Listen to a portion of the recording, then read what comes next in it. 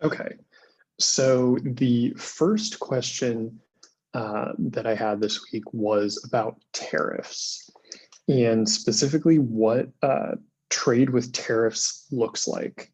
So the first kind of really important point that you need to remember with trade is that whenever there is trade, the first thing that we're talking about is that there's a difference between the domestic market and the world market.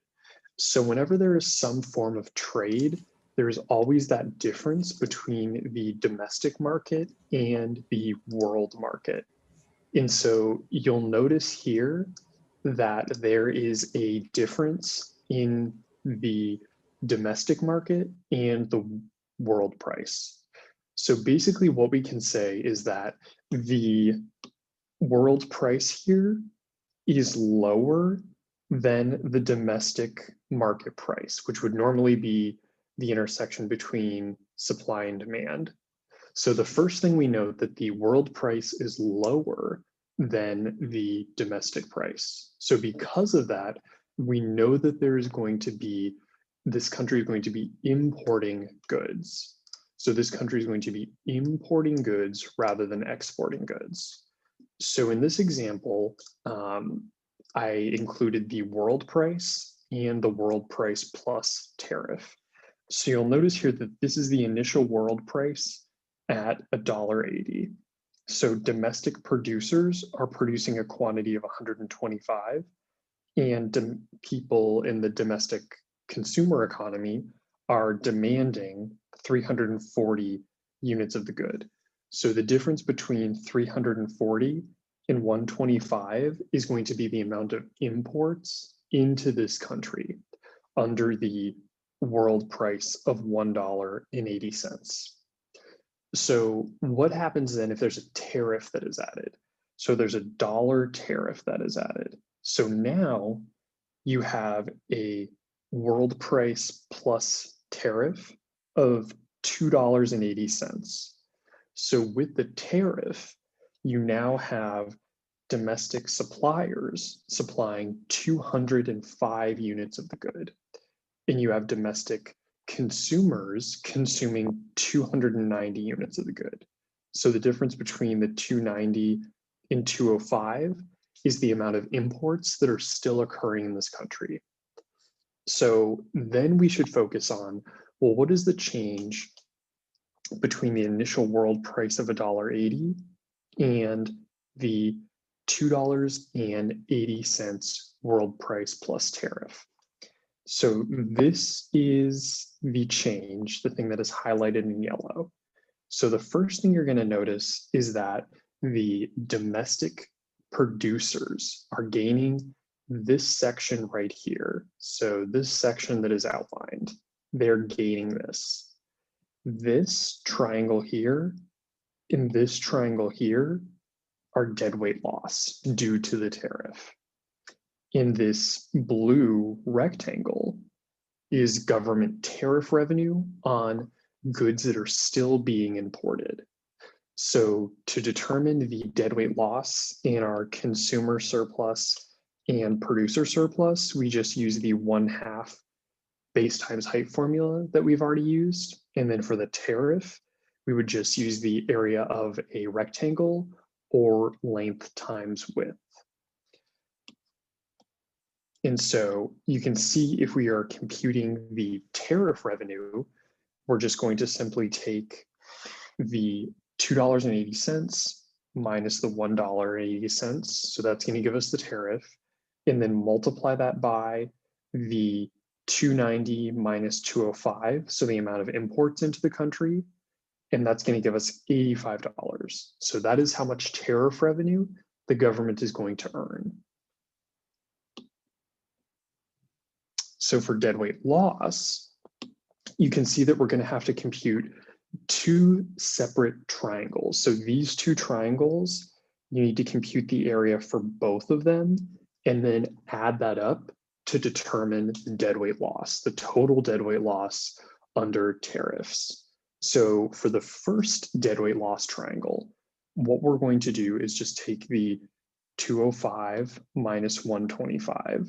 So this point and this point, the difference here. Then we're going to take the difference between the $2.80 and the $1.80. So this here. And then we're going to use the 1/2 base times height, plug in those numbers. Then we're going to get, when it simplifies, 80 times $1, which is going to give us 40. So that is for the first triangle. The second triangle is going to follow the exact same process. So we're going to plug in the 340 and the 290. Then we're going to also do the 280 and 180 for the price. Multiply those two together, and we're going to get 25. So then the total deadweight loss in this market is going to be $65. So, and we can see that here. So just kind of when we are thinking about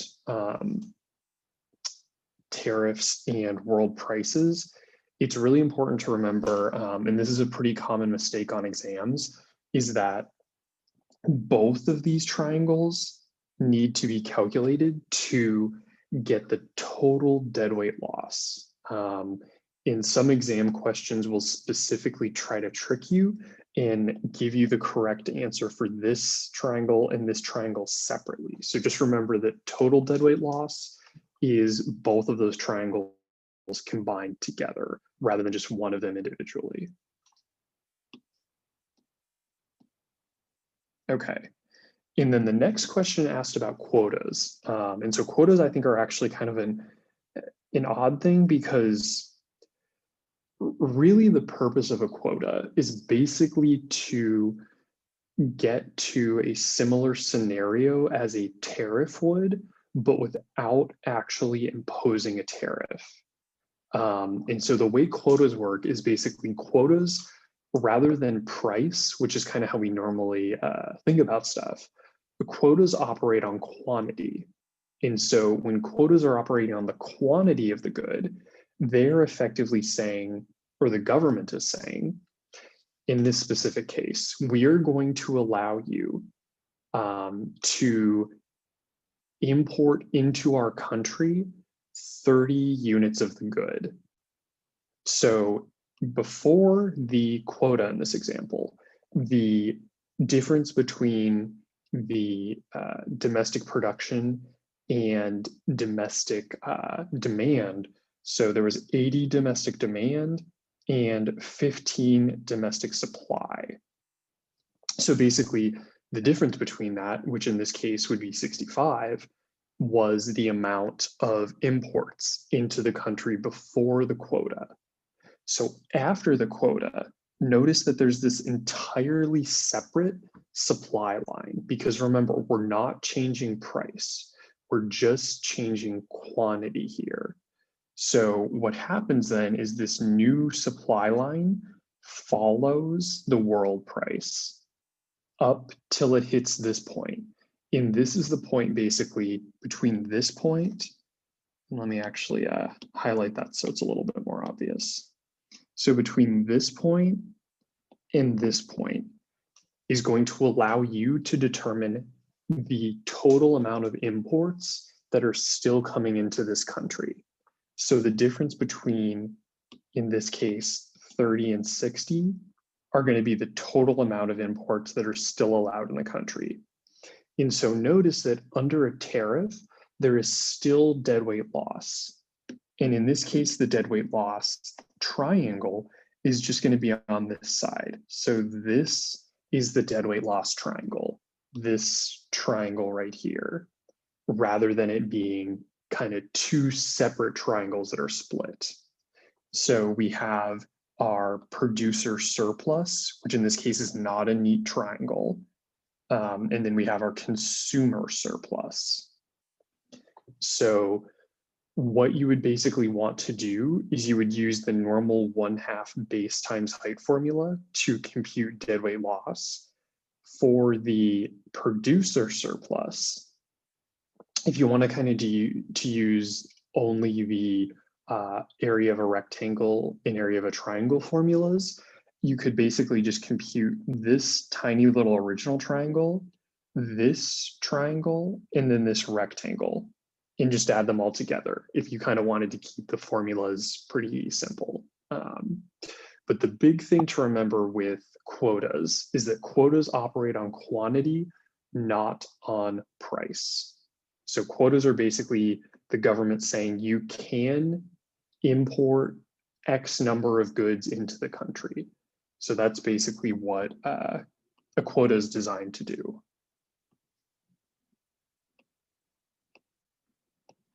Okay. Then there was another question that was asking about infant industry.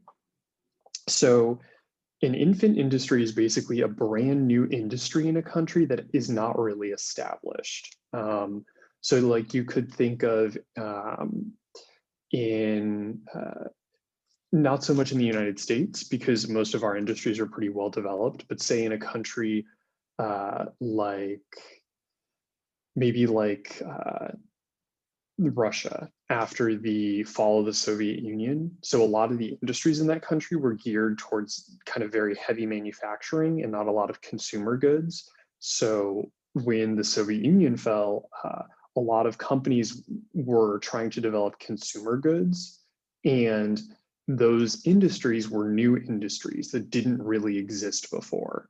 And so that's basically what an infant industry is. It's just a new industry that has not really existed in the domestic market before. And so kind of to compare the new industries to older industries, so new industries or new types of production in a country usually want protection from the government because the price of production for them is very high compared to other countries, whereas older industries in a country that are usually much more established and have particularly low costs of production, they prefer free trade because their cost of production is really low relative to the world. So they want to be able to export their good to other countries. And just kind of to think about who benefits from protecting infant industries. So the beneficiaries of protecting infant industries are domestic producers. So domestic producers that are producing that particular good, they are benefiting from those protections.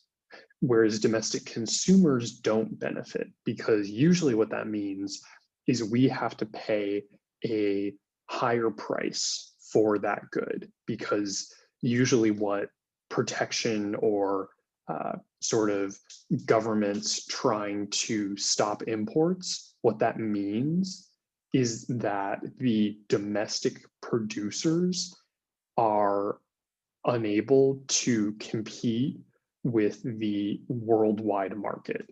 And so because of that, they need a domestic, they need some form of protection from outside industries or outside countries that are trying to import cheaper goods into the country. Okay, and I know that's kind of a complicated concept, but hopefully that helped a little bit with infant industries and what that kind of means.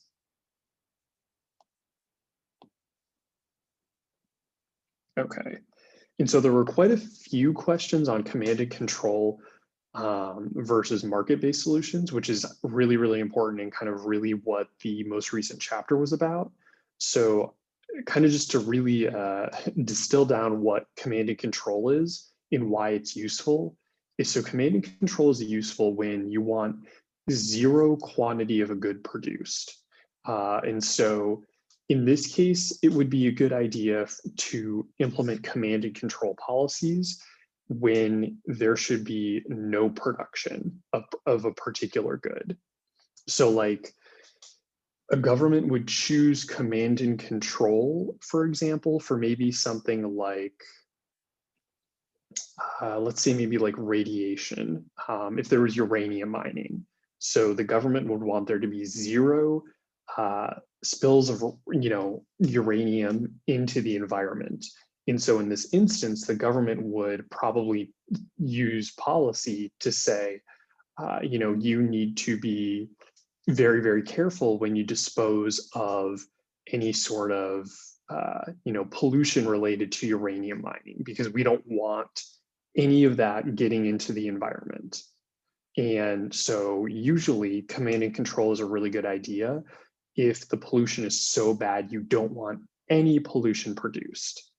Command and control is usually the best method, whereas market-based solutions are usually better when you want to provide encouragement to companies to not pollute, but it's still okay that there's some pollution, which I know seems kind of like an oxymoron, because in general you don't want any pollution.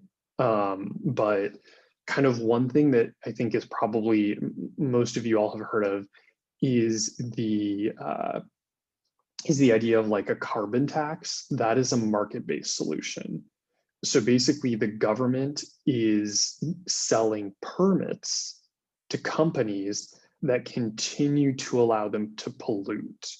And so what happens is the government will basically say every single industry is going to be given allowed to pollute 5 units. And then here's each of your permits, and you have to trade with one another to determine who is allowed to pollute everything or nothing. So that's kind of where the tradable pollution permits come in, where it's basically a way for companies to trade amongst themselves to determine who has a better method to reduce pollution to 0.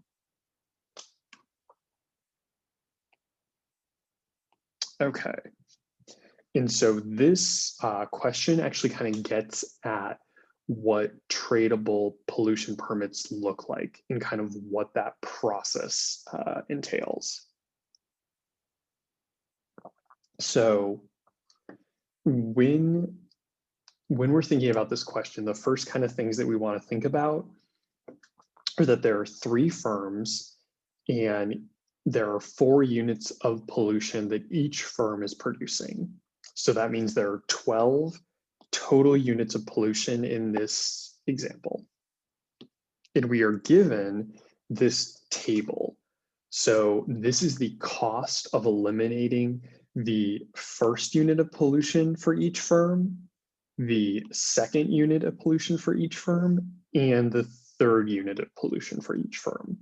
And so note, and this is almost always the case, each additional unit of elimination becomes more expensive. That's just kind of consistently how it is for companies to reduce pollution. So let's say then that the government tells companies that they must reduce pollution by 2 units each. So this would be an example of commanded control, where the government is saying, you have to reduce all of your first unit of pollution in all of your second unit of pollution. And each company has to do that. So here's kind of a table, which basically mirrors the table above, that shows you the cost for the first unit, cost of the second unit, and the total cost to each, in this case, each company of reducing pollution. So the total then in this case, the total cost of pollution reduction is 1,850. So in this case, we just kind of want to remember that for method 1, command and control, it's 1,850 to reduce pollution. So method 2 then is tradable permits. So what we want to figure out is the price to get to 6 units of pollution reduction. So in here, I kind of numbered it because I think this is a really good way for you to kind of walk through the problem. So this is the cheapest unit of pollution to reduce, the second cheapest, third cheapest, fourth cheapest, fifth, sixth, and so on. So then this particular question gives you a range of prices, and the correct answer for this is between 212 and 219. And so it's important to remember that what you're trying to do is reduce pollution by 6 units. So to do that, what you want to do is you want to get as close as possible to this 6th unit of pollution. And so the answers that the question gave us were basically between these two prices, which are as close as possible to that. So that's how we know that's correct. And so then what we have to do is determine, so the companies are initially allocated 2 units, 2 permits. So then firm X is not going to sell those because they basically determined that it was cheaper for them just to reduce pollution. Firm Y, though, you'll notice they're going to sell 1 permit to firm Z. And the reason for that is because this. So for firm Y, the 2nd unit of pollution costs $115 to reduce. Whereas for firm Z, the 1st unit of pollution costs $600 and the 2nd costs $750. So the difference between $115 and $750 is significant. So what's going to happen then is firm Y is basically going to sell a permit to firm Z. So they are not going to have to pollute, and the price that they're going to sell is going to be between $115 and $750. So they're going to sell the permit to firm Z for somewhere between $750 and $515. And the other important point to note here is that this total cost. So notice that in the prior example of command and control, this was the total cost of pollution reduction. Whereas with the market-based solution of tradable permits, this was the total cost of pollution reduction. So just kind of important to note there that when this occurs, usually, and not all the time, but usually it's going to be cheaper to implement the market-based solution because firms are going to trade with one another until they get to the optimal outcome. Okay, and so for the final question, it was asking about, so this was a problem from the homework. And so basically the question was asking if the production of a good yields a negative externality, the social cost curve lies above the supply curve and the socially optimal quantity is less than the equilibrium quantity. And so you'll note here that this is an example of a negative externality. And so you can see this is the initial supply curve here, and this is the initial equilibrium. So all that really means, just to really, really simplify it, is that in a market with negative externalities, there is a too high of a quantity produced. So this is how much production should be. And you'll know that by looking at the social cost curve. And so this is the social welfare loss if the production continues to happen at the elevated level. Okay, and I apologize, Group G, because I did go a little bit over there, but I want to thank you all for sticking around, and feel free to email me if you have any questions. Otherwise, have a great rest of your week. And Group H, we will get started in maybe a minute or two.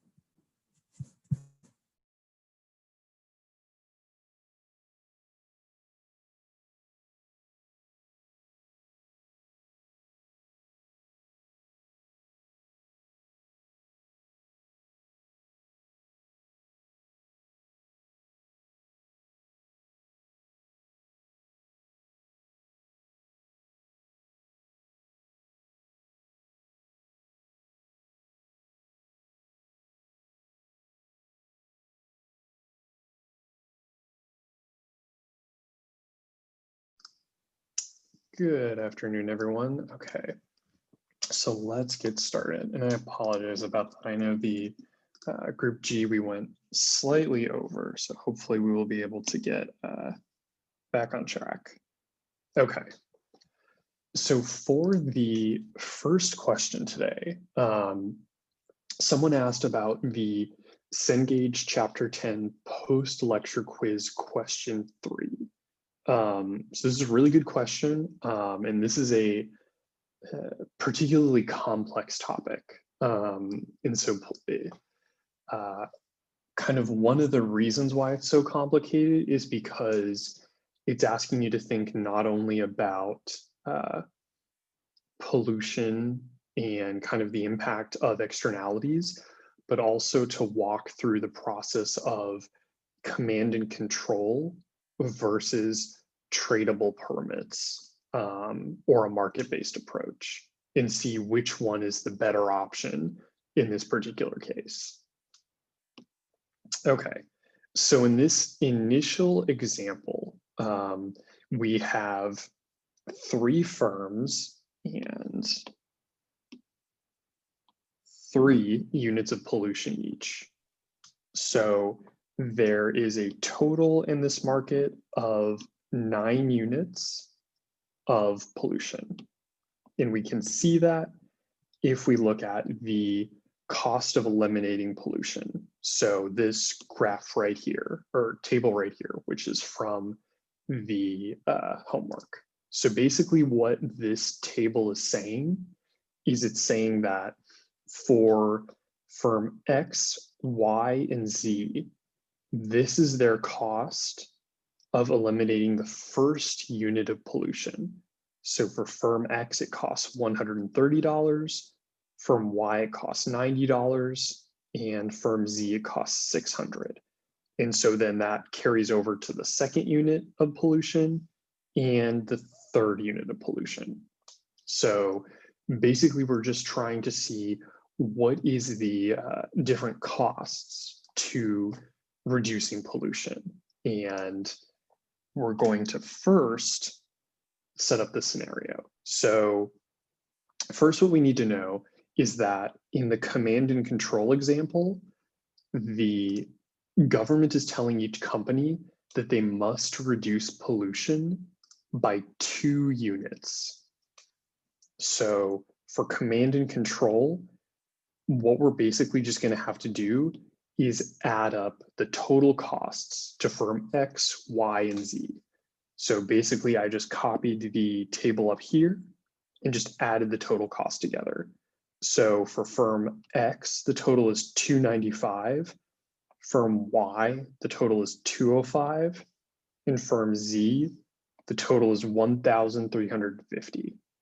So the total cost under command and control to reduce pollution by 6 total units is $1,850. Okay. So now what about a market-based approach? So for a market-based approach, we're going to try tradable permits, and we want to determine what price is going to get us to 6 units of pollution reduction. So we want to reduce pollution by 6 total units. So how are we going to get there? Okay. So the thing that I first kind of want to emphasize is that I think a good way to kind of start these questions is to just number the cost of pollution reduction, like from cheapest to most expensive. So in this case, firm Y has the cheapest cost to reduce initially. So it's $90 for the first unit, $115 for the second. Then we go to firm X, which has $130 for the third, back to firm Y for $140 for the fourth, then back to firm X for $165, then $220, and then firm Z, it's just $7, $8, $9. So firm Z overwhelmingly has the most expensive cost of pollution reduction, period. So what price do we think, or where do we think the price should be for getting rid of 6 units of pollution? Well, we can already see we figured that out, because it should be somewhere around 220, because that is the cost of the 6th unit of pollution reduction. So then if the question, which this one did, gave you a range of options, you're basically going to choose the range that is closest to this. This is what you want to get as close to as possible. So in the question, the 2 options that were closest to 220 were 212, between 212 and 219. So this is the price that the government would want to try to target with the pollution reduction. So you can then see this table, which is effectively showing you what each firm does. And so I'm just going to quickly walk through this and kind of what the different parts of it mean. So each firm initially is given 2 permits. We then need to determine the cost of pollution reduction. So we already determined that in this prior example. So we know the total cost for each firm and the individual cost for each firm. So knowing that, we then see that firm Y has a significantly lower cost of pollution reduction than firm Z. So what's going to happen is that firm Y is going to sell 1 permit to firm Z. So firm Y is going to have to eliminate 3 units of pollution, whereas firm Z is going to have to eliminate 1. And so the cost is basically going to be $340 for firm Y, $600 for firm Z, and $295 for firm X. And so what happens then is there is going to be some sort of trade between these two, and the price is going to be somewhere between $515 and $750. And also, just for those, because kind of I think initially it's a little weird, this 345 number is just basically these 2 added together for firm Y. Okay, and so then the total here is going to be 1,240, which in this case is going to be less than the 1,850 here. So in this case, we can say that it's going to be more efficient when permits are traded. Okay. And so kind of someone asked a follow-on question to that, which was basically asking, so if the government owns kind of some entity, how is the Coase theorem applicable? And so just really quickly to discuss the Coase theorem. So the Coase theorem is basically you or some entity has property rights. And so that is how you determine the appropriate trading or the appropriate distribution levels. So in this instance, I made up a hypothetical example where the government owns the fishing rights of the water.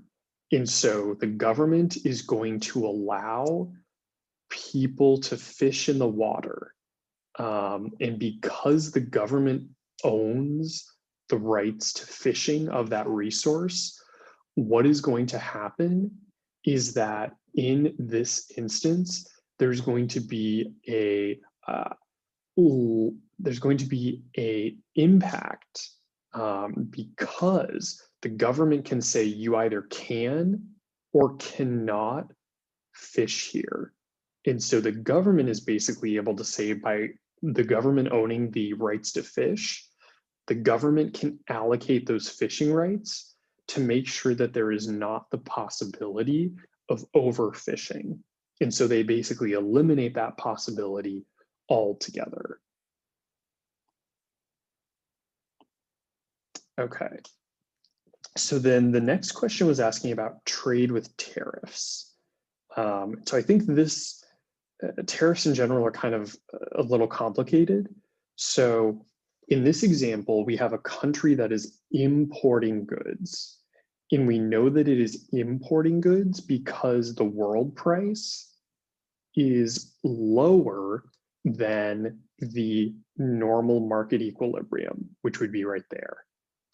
So in this example, we can also see that there is a tariff implemented on top of the world price. So the tariff is adding $1. So it's moving from $1.80 to $2.80. And so because of that, what is happening is this previous section that was consumer surplus is now being divided up between the producer surplus, deadweight loss here and here, and then tariff revenue. So one thing I'll kind of mention is that it's important to remember that for the deadweight loss triangles, you need to find the area of both individually and then add them together to get the total area or total amount of deadweight loss. And I think that's something that can kind of be a little weird to think about. So if you think about the normal process of deadweight loss, it's normally just the one triangle, but always make sure when you're dealing with tariffs that you remember that it's both this triangle here and this triangle here. And for both of those triangles, use the 1/2 base times height formula. And for the tariff revenue, all you basically do with that is you use the formula for area of a rectangle, which is length times width. So someone asked then kind of a follow-up question to that, which was, why do countries trade? Or what is the benefit that countries receive from trade?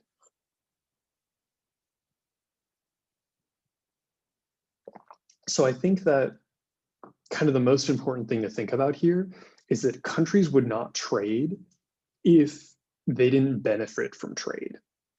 And so this is the important piece though. Now, during trading, not every single consumer or producer benefits, and consumers and producers don't benefit from the same types of trade. So you can determine who is going to benefit by whether the country is importing or exporting the good. So if the country is importing, then that means consumers are benefiting and domestic producers are losing. Whereas if the country is exporting, then you know that producers are benefiting, domestic producers are benefiting, and domestic consumers are losing. So just kind of important to remember the difference between if the country is importing, domestic consumers benefit, and if the country is exporting, domestic producers benefit.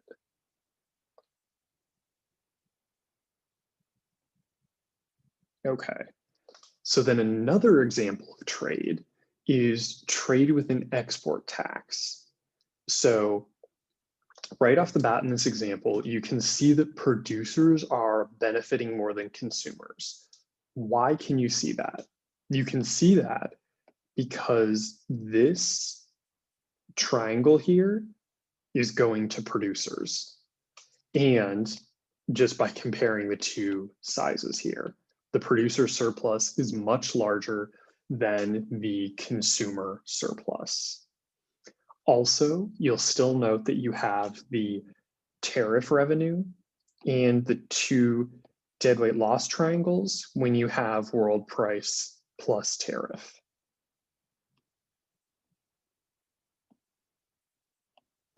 Okay.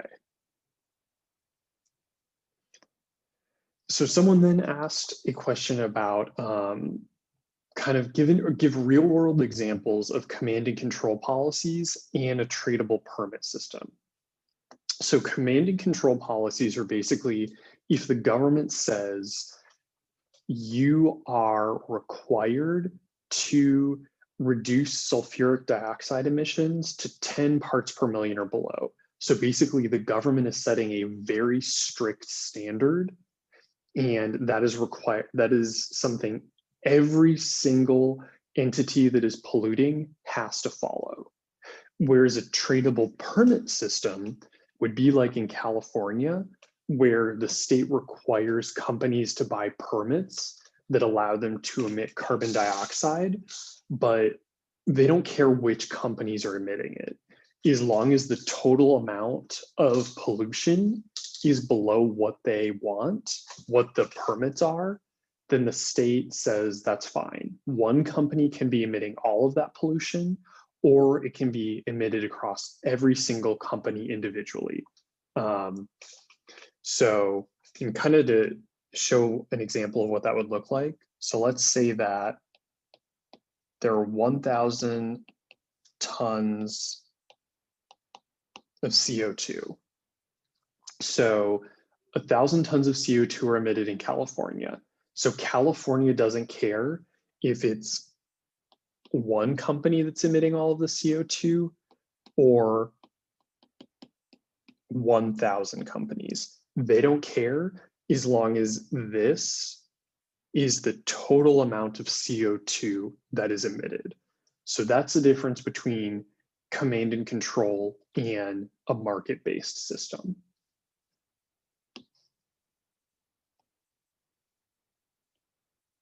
Okay, then someone asked a question about if negative and positive externalities can occur in the same market. And so the answer to that is no.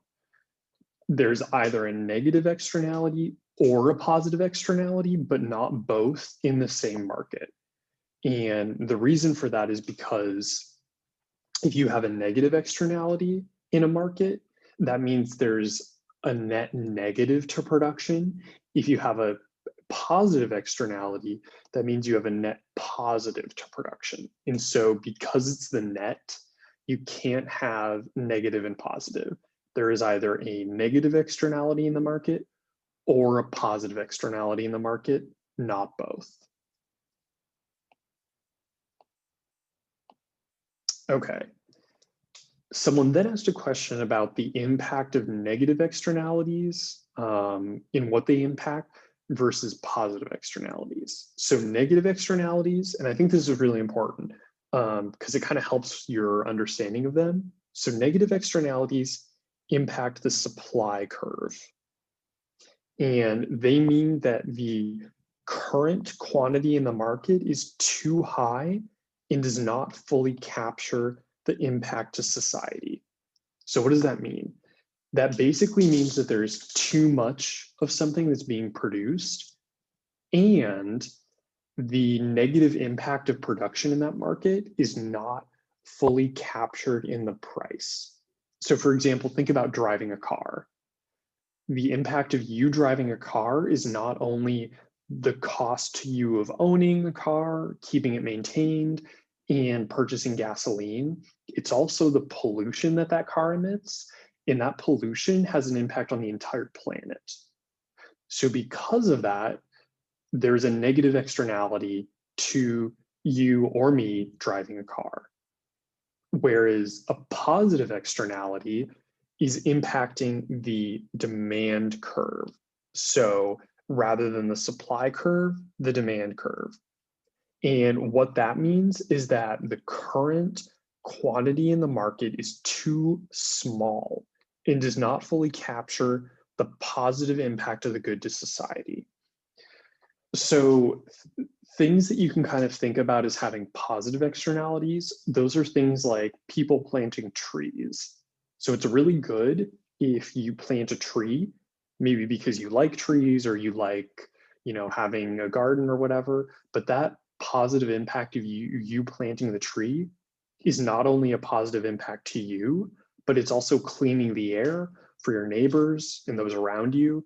And it's also in kind of a very, a very small sense, cleaning the air in the world because it's decreasing the amount of CO2 in the atmosphere. So just kind of the different impacts on each of those things are important. Okay, and then the final question was asking about the demand curve and how the demand curve shifts when there is a positive externality. So as you can see here, there is the normal demand curve, normal supply curve, and our normal equilibrium point. So normal equilibrium price, normal equilibrium quantity. What a positive externality means is that there is a additional benefit to society, which means that the quantity of the good produced in the market should actually be greater and the price should be higher. Normally with positive externalities, what you want is you want the government to subsidize the difference between $5 and $5.50. So the government basically will subsidize the production of this good to 50 cents per unit.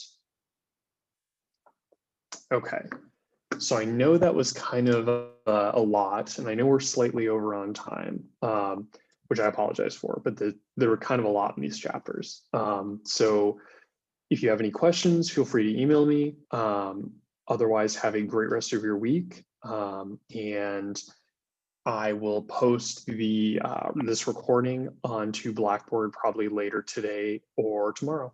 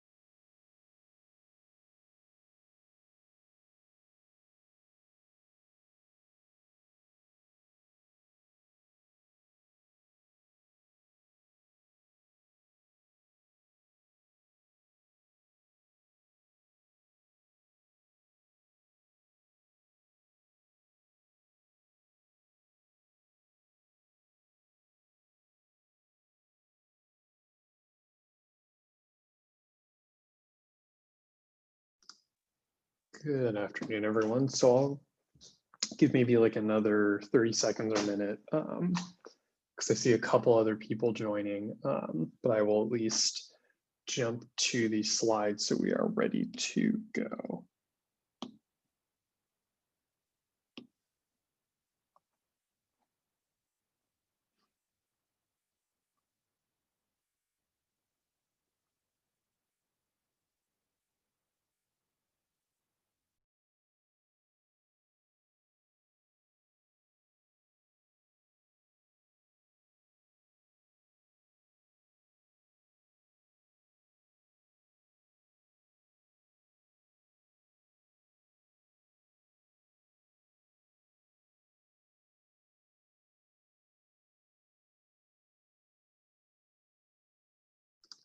Okay, so let's get started. Okay, so the first question was asking about the impact of opportunity costs. So how do opportunity costs impact the trading market, and how do you determine opportunity costs? So I set up two hypothetical examples here. So in this first example, we're going to suppose that the United States that in the United States, producing an aircraft takes 10,000 hours of labor and producing a shirt takes 2 hours of labor. So in China, producing an aircraft takes 40,000 hours of labor and producing a shirt takes 4 hours of labor. So what will these nations trade, or what are their trading costs? So what you first have to determine is the opportunity cost for each nation.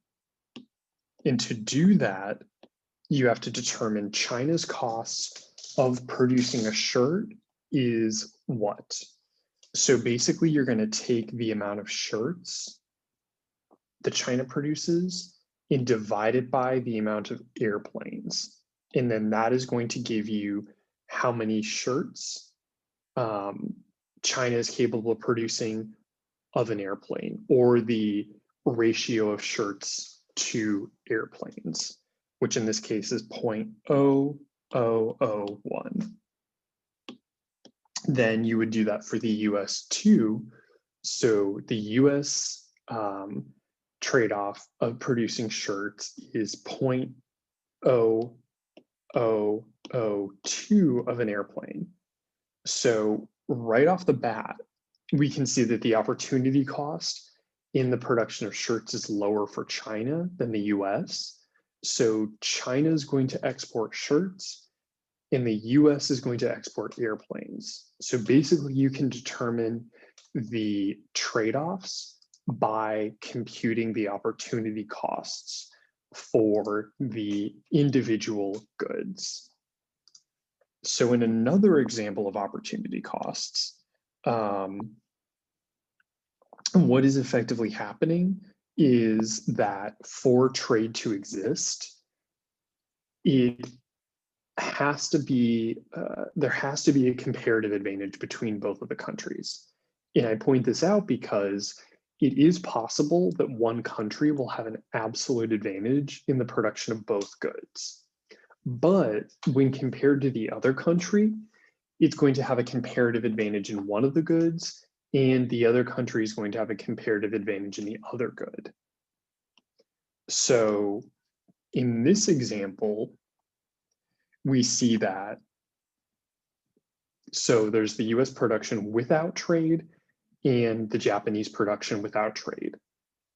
So we can see that the US has an absolute advantage in both the production of computers and the production of wheat. But look at when you compute the opportunity costs. So there is a comparative advantage here. So Japan has a lower opportunity cost of producing computers than the US does, even though the US has an absolute advantage, and the US has a comparative advantage in the production of wheat. So you can see that when you compute the opportunity costs, you are actually able to see effectively what is the impact or who has the comparative advantage and which country is going to export which good to the other country. So in this case, Japan is going to export computers to the United States, and the United States is going to export wheat to Japan. Okay. So the next question was about negative externalities. And kind of the first thing I wanted to say about negative externalities was that the existence of a negative externality always means that you should have a lower quantity of goods produced in that market. So what does that mean, or what does that look like? So effectively, what that looks like and means is that you can see here in this market, we have our normal demand curve and our normal supply curve. So where our normal demand and supply curve intersect is at this point right here. So there is a quantity of 25 and a price of 250. So that's where the normal demand and supply curve intersect. But this good has a negative externality. And so because this good has a negative externality, what that effectively means is that this is where the production in the market should be, and this is the price that should be charged in the market. So there should be a lower quantity by 5 units, and the price should be higher by 25 cents. So that is what it means when you say that there should be a lower quantity produced in the market. There should be a lower quantity of gasoline produced in this market because gasoline has a negative social impact or a negative social cost.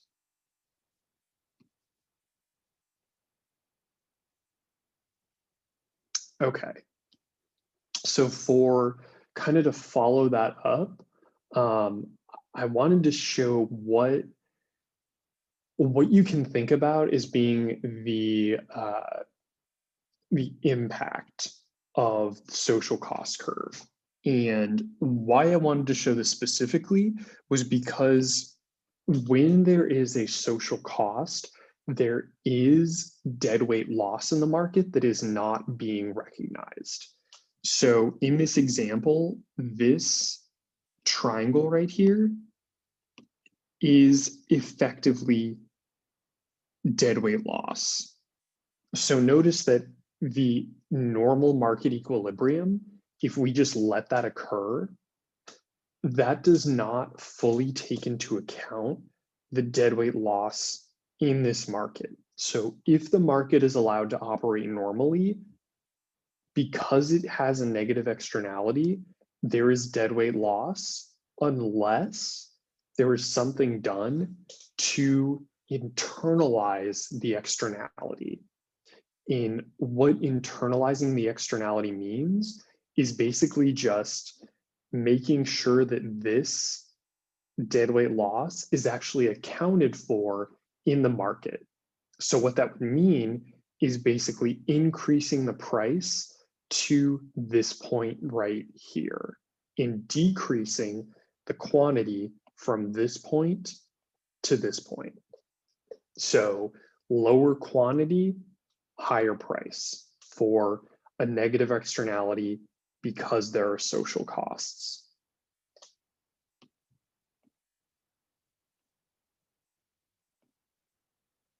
Okay. So then someone also asked for a real world example of a command and control policy versus a real world example of a tradable permit system or a market-based solution. So a command and control policy is basically if the government implemented a law that required all coal power plants to reduce their sulfuric dioxide emissions to 10 parts per million or below.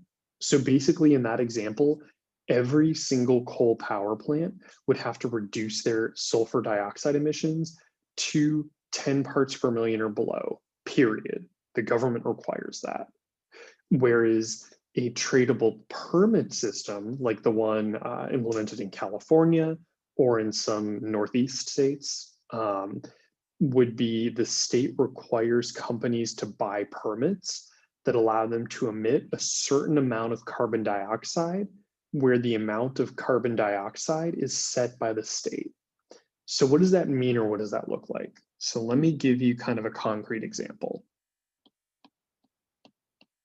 So let's say that the state of California said to firms, you're allowed to emit 1,000 tons of CO2.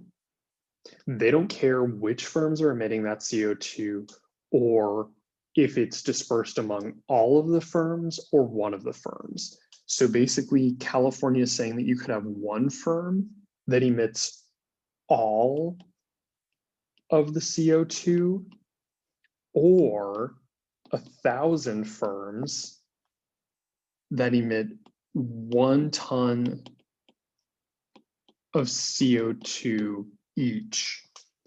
So basically, this market system allows firms to trade permits amongst themselves, and that permit trading basically allows firms to say, hey, it's really expensive for me to reduce pollution, so you can sell me some of your permits and I will pollute and you will reduce pollution further. So that's kind of the point of any sort of carbon trading scheme or carbon tax, is this idea basically that there is going to be a certain amount of the pollutant still produced or emitted, but that the country or state doesn't care how that pollution continues to get emitted.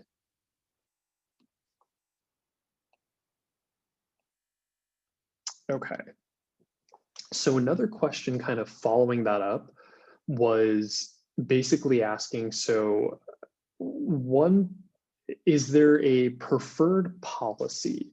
That is to say, is command and control better, or are market-based solutions like tradable permits better? And so kind of the short answer is there's not really one that is better or worse. The main difference is that usually with like command and control policies, you have a specific level of pollution reduction that you want to achieve, or you just want to completely eliminate that pollution. So because of that, what you have is effectively just a very, very clear understanding by the government that they want to eliminate a set amount or kind of the total. Whereas market policies are usually better if you are kind of like, you're okay with some pollution occurring. And so as we saw in the kind of prior example, you're okay with some CO2 pollution occurring as long as it's below a certain level. So that's really when market-based policies are better. When you're basically saying that, you know what, I'm okay with a little bit of pollution occurring, but there still needs to be kind of some sort of adjustment, basically. Okay, so the next question was kind of asking about why are externalities kind of related to or frequently talked about when you're talking about pollution. And there's a very good reason for that. So externalities, kind of one of the biggest things about externalities is that usually when we're talking about an externality, frequently we're talking about a negative externality. So basically something that is bad for society. And so the reason we frequently link pollution to negative externalities is because there is this negative social impact or negative impact of production of a good. So I kind of use this example frequently, but I think it's a really good one. So for example, let's say that when you drive your car, the cost to you of driving your car is maybe the gas plus the payment on the car plus insurance plus repair. So those are your personal costs of owning a car. Whereas a negative externality, if you were actually including that in your cost or in the cost of owning a car, you would also add right here plus pollution. So that pollution is not included in the market for cars. So what that means then is that there is usually, with a negative externality, too much of a good being produced with the normal market quantity. So because of that, the normal market quantity is having a negative impact on society. So what the government response should be to that is basically the government should tax the particular good because there is actually lower surplus before the tax than after the tax is implemented. So what does that mean? So I think this graph actually is really, really helpful to understand that. So really short, sweet, to the point, market failure happens when prices do not reflect social costs. So this is basically the social cost of driving. So this area is basically social welfare loss if the normal supply curve, which in this case would be this, in the normal demand curve, are just left to intersect in their normal manner. So there would be too much produced and the price would be too low in the market. But when you actually internalize or include the social cost, this is where the supply curve should be. And this should be the price in the market, and this should be the quantity in the market. And this deadweight loss happens when the marginal social cost is greater than the marginal private cost. So basically when the normal supply curve is greater than the supply curve plus cost. So when that happens, there's this area of deadweight loss. And so it's kind of weird to think about that, like there's deadweight loss with a normal market equilibrium, but there always is going to be. There's going to be this deadweight loss unless there is some form of government tax implemented or the government decreases the quantity of the good in the market, because at this normal equilibrium point here, there is too much of the good being produced and the quantity of the good or the price of the good is too low in the market.